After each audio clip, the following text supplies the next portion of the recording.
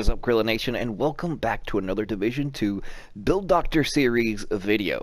I am here to help you get the most bang for your buck out of your build, whether it be helping you further your damage output, giving you tips and tricks there, or just giving you some synergies that go well with exotics and certain gear that you may yourself not be aware of. I get tons of comments and questions in my comment section as far as this first topic that we'll be going over, and that is the Pestilence.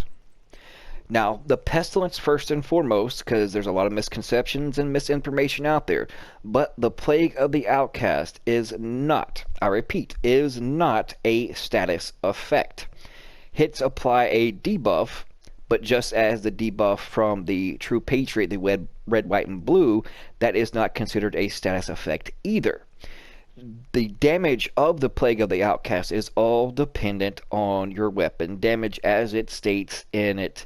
It says hits apply a debuff dealing 100% weapon damage, and it's highlighted in yellow. Over 10 seconds, this stacks up to 50 times. Whenever an enemy dies with this debuff, all stacks are transferred to a nearby enemy within 25 meters. So once again, for those of you that don't know or have been told otherwise, that the Pestilence is not a status effect. The debuff from True Patriot, the red, white, or blue, is not a status effect either. Also, this is a big one that hardly anybody is talking about and doesn't really know about. But yes, we're talking about the Lady Death. And it is a great weapon. That's base damage, one would say it's a little low, but if you get it stacks, then it can be really, really amazing. But the key thing here, it says kills grant 20% movement speed for 10 seconds. So those of you out there trying out the Striker, I would suggest using the Lady Death. And you're probably like, Relentless, why? There are better SMGs out there with higher RPM and better damage, so why would I want to go with the Lady Death? Well, it does synergize because you're getting stacks as you hit your target, and likewise, you're gaining stacks when you're moving with the Lady Death. As it says, when moving, gain 4 stacks per second, or 8 stacks if sprinting, up to 40 stacks. So the stacks on stacks on stacks kind of thing synergizes. But the main component of this, and reason why it's paired well with Striker, is the kills grant 20% movement speed, because as you have your stacks stacking up on the Striker, yes, I did say that, stacking. Anyways, when you get a kill and are granted that 20% movement speed, that will also in turn slow down the downtick of the Striker. So when you have your Striker on, you're hitting your shots, you're building up your stacks of Striker, but when you stop shooting, you lose stacks. And let me go over to a Striker piece. I guess that would be the best route. Weapons hit amplify total weapon damage by 0.5%, stacks up to 50 times. 1 stack is lost each second. 3 stacks are lost every time you miss. So if you miss, you lose 3 stacks. But if you have a kill and gaining that movement speed from the Lady Death, that will decrease and slow down the stacks that you lose. So if you're not shooting and you're hitting your targets, so let's say that, for instance, you're landing your shots and all you're doing is reloading, but you're getting those downticks from not hitting those bullets, so your stacks are falling on the Striker, it will actually, the movement speed bonus from the Lady Death will actually slow down the stacks lost on the Striker 4-piece. So let's say 1 stack lost each second. The exact number, I don't know. Frederick Thylander did tweet it on Twitter when he was actually answering some questions and made mention of it about this, and that's exactly where I got it from, straight from the dev himself. That's over the weapons and, of course, the talents. So I took it as 1 stack lost each second. So if you have that movement speed and you've just killed somebody and utilizing the Lady Death, it's basically 1 stack every 2 seconds then. Because I mean, they could even be a second and a half, or it could be different things, but still it decreases the stacks lost when you actually get a kill and have that movement speed bonus of the Lady Death. Now the others, tips and tricks, are as followed. Those of you that are running the Negotiator's Dilemma, let me find a piece of Negotiator's Dilemma. All right, A lot of people that I've seen in the Dark Zone are trying to run a 3-piece. Not the 4, just the 3. Now, 2 pieces give you 15% crit chance, 3 gives you 20% crit damage, and it only has 1 core attribute and 1 regular attribute. In comparison, you'd be better off using 3 pieces of Providence, or if you're running an SMG, 3 pieces of Suck Me Off would give you more and better results. Because you get, even though 15 crit damage and 10 crit chance, you're taking a little dip, you're losing 5 crit chance, and then also you are losing 5 crit damage, but you can make that up and even exceed that because these brand sets, the Providence Defense or the Sokolov, you can gain even more crit damage then because it has the 2 attribute slots versus the 1. So for instance, on these gloves here, if it was these gloves, Negotiator's Dilemma, you'd have 4.3% crit chance, and this happens to be your, let's say, your second piece, then essentially that is 20% crit chance.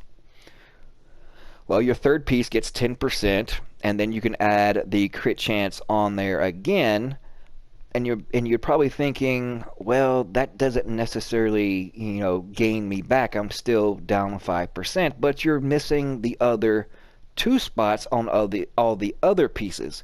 So you can still gain more crit chance and more crit damage by using 3-piece Providence or 3-piece Sokolov rather than going the 3 pieces of Negotiator's Dilemma.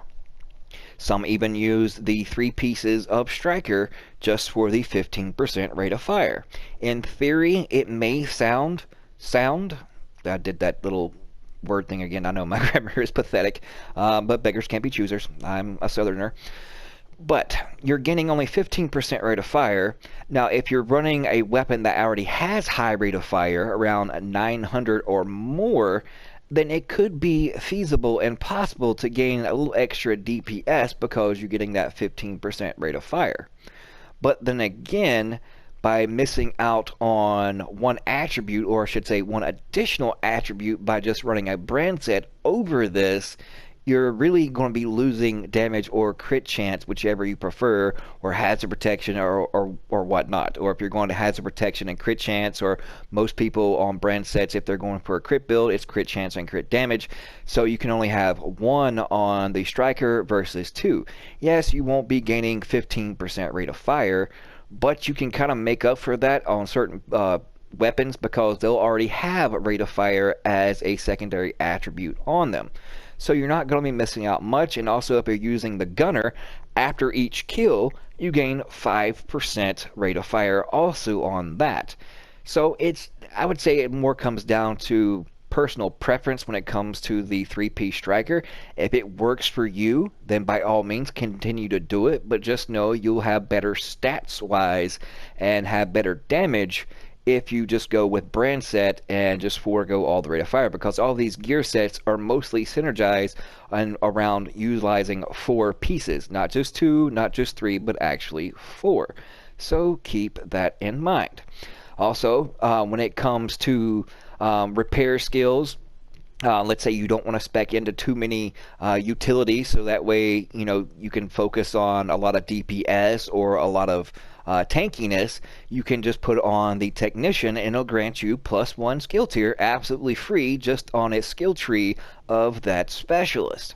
Now, if you still want to further your heals without speccing into a skill tier as the core attribute on your pieces, then you can stack repair skills on your attribute on pieces to make up for those skill tiers that you won't be speccing into.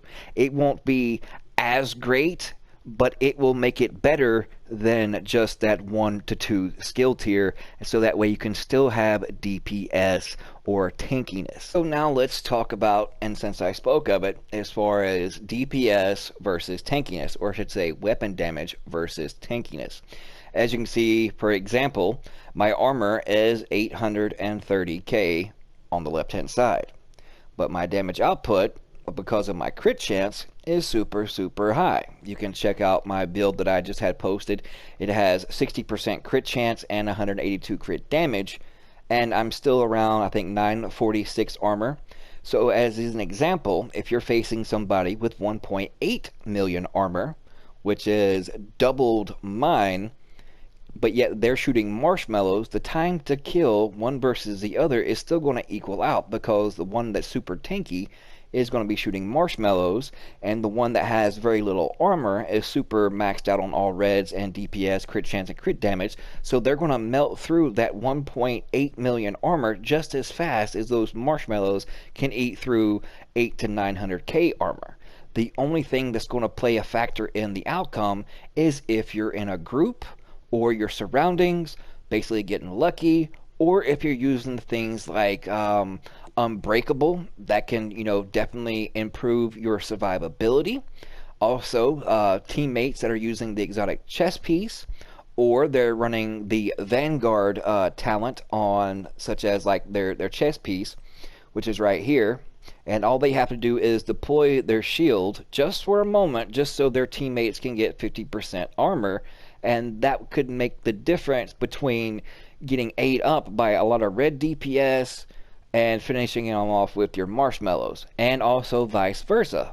Now, the one with, let's say, the build that I'm using now, because it has Unbreakable, that essentially gives me 95% of my armor, so we'll just say that's 750, so that puts me around 1.5 million armor. And then if my teammates are using the same synergy, you can kind of see it all depends on timing and others that may be shooting you, but on a 1v1 situation, with no teammates involved, it's going to be coming down to what skills you're actually using, such as if one's using the exotic chess piece versus one using Unbreakable, it's still going to try and more or less equal out. Now, heals will play a factor. Also, if one's running like a hive, then that could, help further the output of damage from the marshmallow guy, or vice versa. But essentially, in comparison for solos, 1.8 million versus 800 to 900k armor, it's essentially going to be the same time to kill. It's just going to be a matter of what talents you're actually utilizing on your build. Like if one's using the whole shield thing that can absorb a little bit of the damage, even though it might break that shield once a DPS, shoots all the way through it. Just as an example, some of you have super strong shields, so that could also play a factor. But just based on armor versus weapon damage by itself, you still have to factor in whether you're playing solo, in a group, and what talents that you're actually using on your backpack and chest piece. That's going to make the difference and could possibly determine more or less 90% of the time the outcome of that fight. Now, when it comes to trying to maximize your weapon damage or your damage output without having to spec into mostly all reds. Well, if you look at my True Patriot build, even though it's that way, you can run 3 Suck Me Off or 3 Providence, but yet still go more or less on the blue Lego side of things and be more defensive and have a super tanky build, but still output more damage just because you did spec into crit chance and crit damage.